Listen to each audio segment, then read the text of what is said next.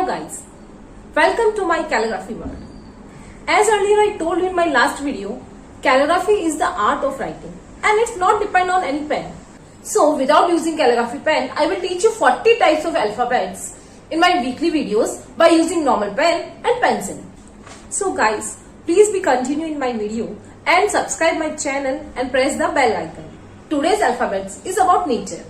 Whenever we have to show our special love about nature, we can use this. When we are thinking about the beauty of the nature, first thing coming in our mind is trees. In today's session, I use the theme of tree. Let's start. First we will prepare the alphabets as I shown you by using brown color. Afterwards, we have to bold the mid of the main alphabet. Please take care, don't bold entire alphabet. Please prepare leaf by using green color and flower by using pink color. Wherever we have not bold, we have to create on that place leaves and flowers by keeping few space.